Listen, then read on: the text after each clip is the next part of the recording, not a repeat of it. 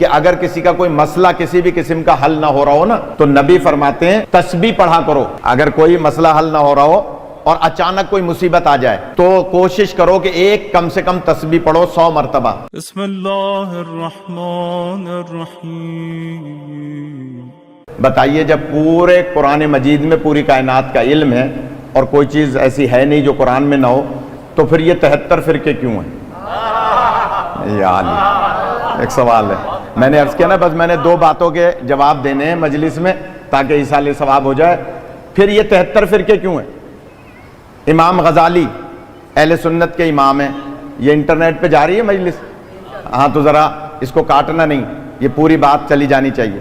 اہل سنت کے امام ہیں امام غزالی. وہ اپنی کتاب میں لکھتے ہیں کہ جب پہلے حاکم منبر پہ آئے تو وہ منبر پہ خطبہ دے کے نماز پڑھاتے تھے سینے پہ ہاتھ رکھ کے. یا علی چھوڑ دوں, میرے خیال میں نہیں سننا چاہیے. پہلے حاکم, تھوڑا سا جاگ جائیں, پہلے حاکم جب منبر پہ آئے تو وہ سینے پہ ہاتھ رکھتے تھے نماز پڑھاتے وقت. دوسرے حاکم جب منبر پہ آئے تو وہ پیٹ پہ ہاتھ رکھتے تھے نماز پڑھاتے وقت. امام غزالی لکھتے ہیں کہ جب تیسرے حاکم آئے تو وہ زیر ناف ہاتھ رکھتے تھے نماز پڑھاتے وقت. جب چوتھے حاکم آئے تو وہ ہاتھ کھول کے نماز پڑھاتے. تھوڑا سا جاگ جائیں. کون کہہ رہا ہے؟ میرے امام نہیں ہیں, برادران اہل سنت کے امام ہیں. میں نے اس لیے پوچھ لیا انٹرنیٹ پہ جا رہی ہے تو میں چیلنج کر کے بات کر رہا ہوں. میں امریکہ, کینیڈا اور مختلف ممالک میں 21 افراد حر بنا چکا ہوں.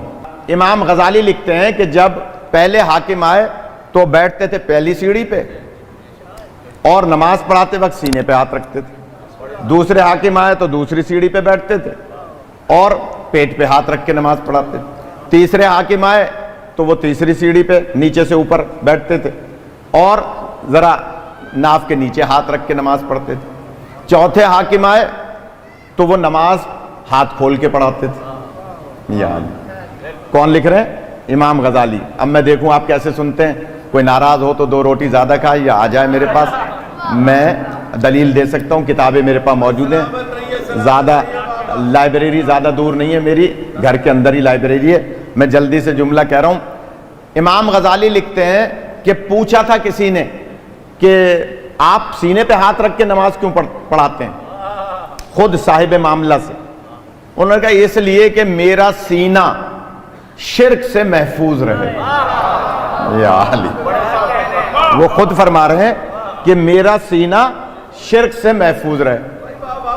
دوسرے حاکم سے پوچھا بھائی آپ پیٹ پہ ہاتھ رکھ کے نماز کیوں پڑھاتے ہیں؟ انہوں نے کہا اس لیے کہ میرے پیٹ میں حرام نہ آ پائے. امام غزالی جواب دے رہے ہیں.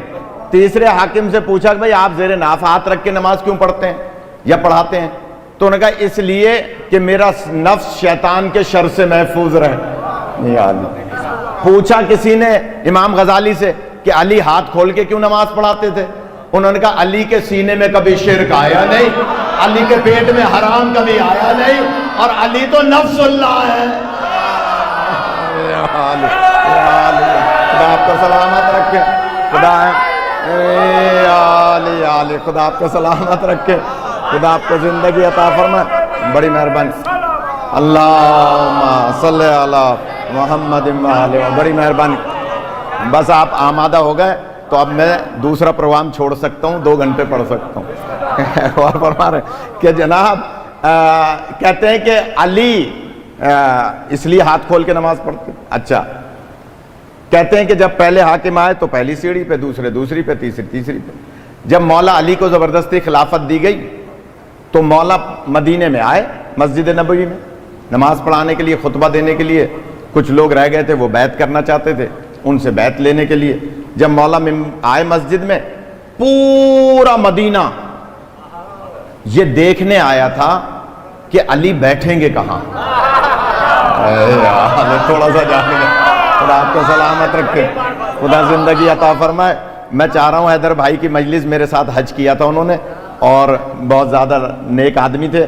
چاہ رہا ہوں کہ مجلس تاریخی ہو جائے کہ جناب کہتے ہیں جب علی آئے مسجد نبوی میں تو پورا مدینہ یہ دیکھنے آیا تھا کہ علی بیٹھیں گے کہاں. کیوں؟ پہلے والے کی جگہ بھی بیٹھ سکتے ہیں چاہیں تو علی کی مرضی ہے, دوسرے کی جگہ بھی بیٹھ سکتے ہیں علی کی مرضی ہے, تیسری جگہ بھی بیٹھ سکتے ہیں علی مرضی والے ہیں.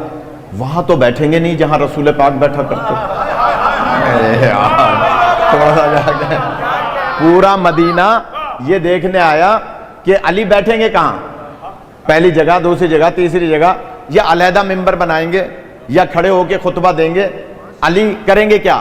پورا مدینہ صرف یہ دیکھنے آیا کہ علی بیٹھیں گے کہاں. میں جلدی سے فون بند کر دیں اپنا رانا صاحب, میں جلدی سے جملہ کہہ رہا ہوں کہ جناب مولا علی علیہ السلام مدینے کی مسجد میں آئے, مسجد نبوی میں, اور ممبر کے پاس آ کر مسکرانے لگے. مسکرا کر مولا نے, اب میں دیکھوں آپ کیسے سنتے ہیں, اس کو سائلنٹ کر دیں میرے خیال میں تھوڑی دیر کے لیے. دو چار لوگ ایسے ہیں جن کو میں 10-10 ہزار کے برابر سمجھ رہا ہوں, لہذا دو چار کو 5-5 ہزار کے برابر سمجھ رہا ہوں, بچوں کو کم از کم 1-1 ہزار کے برابر تو سمجھ رہا ہوں. تو اس وقت ہزاروں کا مجمع ہے جعفر بھائی, جو میں دیکھ رہا ہوں جنات بھی موجود ہیں مجلس میں. تو میں شاہ جی جملہ کہہ رہا ہوں کہ جناب حضرت علی علیہ السلام آئے ممبر کے پاس, اور ممبر کو غور سے دیکھا, اور مولا مسکراتے ہوئے پہلے پر بھی پیر رکھتے ہیں. یا علی, جملہ کہہ رہا ہوں, پہلے پہ پیر رکھتے ہیں, دوسرے پہ 2 پیر رکھتے ہیں. یا علی, دو پہنچ جاؤ. اور پھر تیسری سیڑھی پہ پیر رکھ کے وہاں بیٹھتے ہیں جہاں رسول پاک بیٹھا ہے. خدا آپ کو سلامت رکھے. یا علی, یا علی, یا علی, وہاں بیٹھتے ہیں. بھائی سیڑھی پہ چڑھنے کے لیے پیر تو رکھنا ہوگا, کسی کو ناراض نہیں ہونا چاہیے, اور کوئی ناراض ہو تو مجھ سے آ کے بات کر لے گا. لیکن میں جملہ کہہ رہا ہوں کہ مولا آئے پہلے پہ, پھر دوسرے پہ, تیسری پہ جانے کے لیے 2 پیر رکھنے پڑیں گے نہیں, لہٰذا تیسری پہ پیر رکھ کے چوتھی سیڑھی پہ جا کے بیٹھے. آپ میں سے تو لوگوں نے داد دے دی ماشاءاللہ, اور بعض نے گردن ہلا دی, فخر شاہ نے نعرہ لگا دیا, لیکن وہاں اتنا سناٹا تھا یا علی کہ سانسوں کی آوازیں دوسروں کے کانوں میں آ رہی تھیں, اتنا سناٹا. علی وہاں بیٹھ گئے جہاں رسول پاک بیٹھا کرتے تھے. لہٰذا سناٹے کو دیکھ کر سب سے آخر میں جہاں ہمارے بھائی حیدر بھائی اور بھائی صاحب بیٹھے, وہاں بالکل آخر میں ایک بزرگ بیٹھے تھے, 70 سالہ ضعیف. وہ بزرگ تھے 70 سالہ ضعیف, بیٹھے تھے بالکل آخر میں جہاں یہ بیٹھے ہیں تقوی صاحب, آخر میں بیٹھے تھے, اور تھے وہ اتفاق سے نابینا. 70 سالہ بزرگ اور نابینا تھے, وہ بیٹھے تھے. جب انہوں نے دیکھا کہ بھئی مجمع میں اتنی سناٹا, اتنی خاموشی ہے, تو برابر والے کو کوہنی ماری کہ بھئی اتنی خاموشی کیوں ہے, تو تھے تو نابینا. تو اس نے کہا کہ غضب ہو گیا, علی وہاں بیٹھ گئے جہاں رسول پاک بیٹھا کرتے. اب میں جان لے جانا چاہ رہا ہوں سباد بھائی, میں دیکھوں آپ کیسے جانتے ہیں کہ جناب کہا کہ علی وہاں بیٹھ گئے, غضب ہو گیا کہ جہاں رسول پاک بیٹھا کرتے تھے. سناٹا. وہ بزرگ کھڑے ہوئے, 70 سالہ بزرگ تھے, نابینا تھے. انہوں نے ایک مرتبہ کہا سنو مدینے والوں. سارے لوگ ادھر دیکھنے لگے کہ بھائی یہ کون ہے, پکار کے کہہ رہے ہیں. اب میں دیکھوں آپ کیسے سنتے ہیں, جو زبردستی آئے ہوئے مجلس میں ان کا ذمہ دار نہیں ہوں. ایک مرتبہ مڑ کے دیکھا سارے مدینے والوں نے, اور وہ پکار کے بزرگ کہتے ہیں سنو مدینے والوں, آج بہت عرصے کے بعد حق اپنی جگہ پر آ گیا. خدا آپ کو سلامت رکھے, خدا آپ کو زندگی عطا فرمائے. بڑی مہربانی, خدا آپ کو سلامت رکھے. بڑی, آج بہت عرصے کے بعد حق اپنی جگہ پر آ گیا.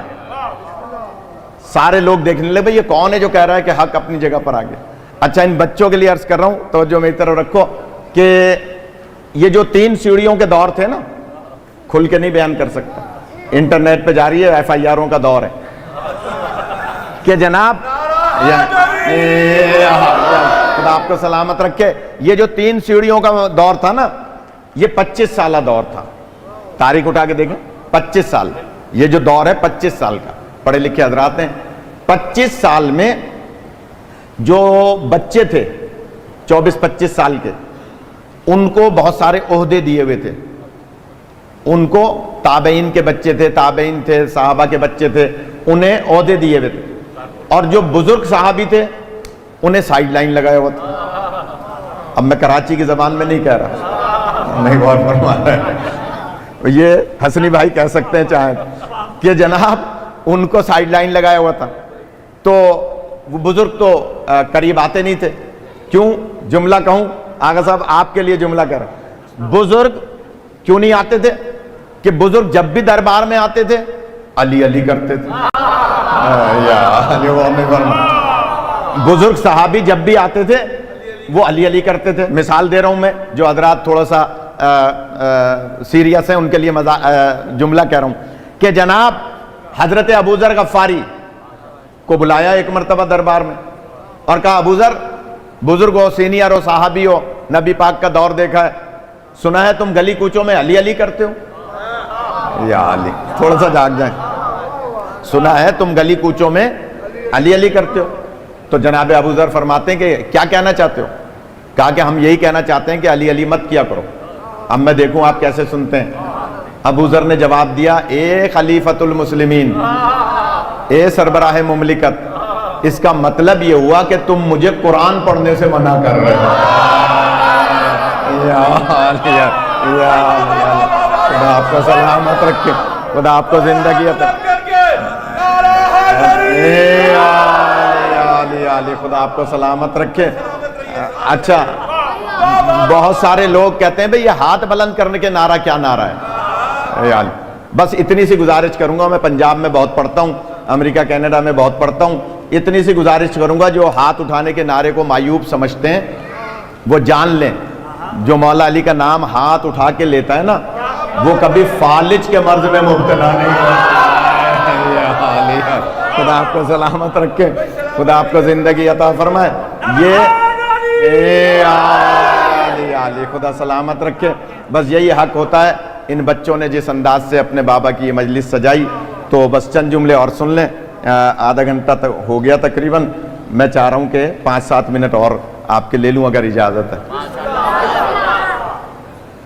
کہا کہ علی علی مت کیا کرو. کہا اس کا مطلب ہے آپ مجھے قرآن پڑھنے سے منع کر رہے ہیں. تو کہا بھائی کب منع کر رہے ہیں قرآن پڑھنے سے؟ ہم تو علی علی کہنے سے منع کر رہے ہیں. تو حضرت ابو ذر فرماتے ہیں یہ بسم اللہ کیا ہے؟ خدا آپ کو سلامت رکھے. فرماتے ہیں یہ بسم اللہ کیا ہے؟ یہ بسم اللہ کیا ہے؟ ایک بات عرض کر دوں کہ اگر کسی کا کوئی مسئلہ کسی بھی قسم کا حل نہ ہو رہا ہو نا، تو نبی فرماتے ہیں کہ تسبیح پڑھا کرو. اگر کوئی مسئلہ حل نہ ہو رہا ہو اور اچانک کوئی مصیبت آ جائے تو کوشش کرو کہ ایک کم سے کم تسبیح پڑھو 100 مرتبہ. کیا؟ یا رحمانو یا رحیم بے حق کے بسم اللہ الرحمن الرحیم. یا علی، پھر دوڑا رہا ہوں. سبات بھائی آپ کے لیے بیان کر رہا ہوں. یا رحمانو یا رحیم بے حق کے بسم اللہ الرحمن الرحیم. نبی فرماتے ہیں کبھی مشکل پڑ جائے، ہم خطیبوں کا کام ہے نکتے نکالنا، اگر اجازت دیں.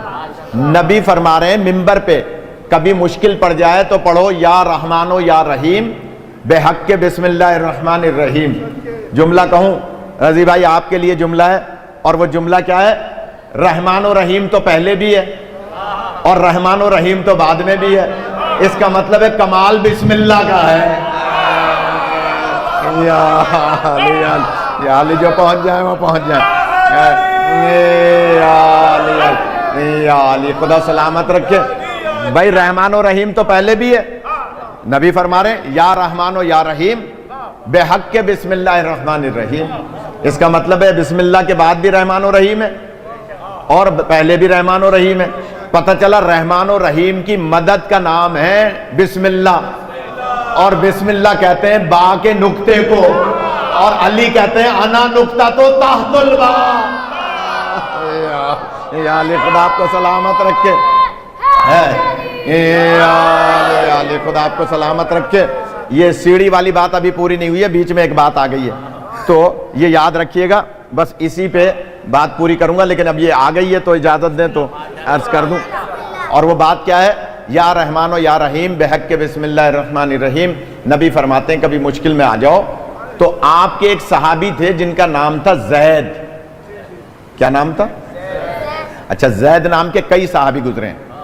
یہ ایک زید تھے، زید ابن عبداللہ. ان کا نام کیا تھا؟ زید ابن عبداللہ. شاباش. بچوں، اصل مجلس ہوتی ہی بچوں کے لیے. ہم آپ تو ہزاروں مجلسیں سنے ہوئے پڑھے ہوئے، لیکن یہ بچے جو ذہن میں ہوگا، مولا کائنات فرماتے ہیں جو بچپن میں ذہن میں بات رہتی ہے وہ پتھر پہ لکیر ہو جاتی ہے. جملہ کہوں، مولا کا فرمان ہے بچپن میں جو بات رہتی ہے وہ پتھر پہ لکیر ہو جاتی ہے. بڑے ہونے کے بعد تو ایک سورہ بھی یاد نہیں رہتا. جن کی تاریخ پہ نگاہ ہے وہ لطف لیں گے. یا علی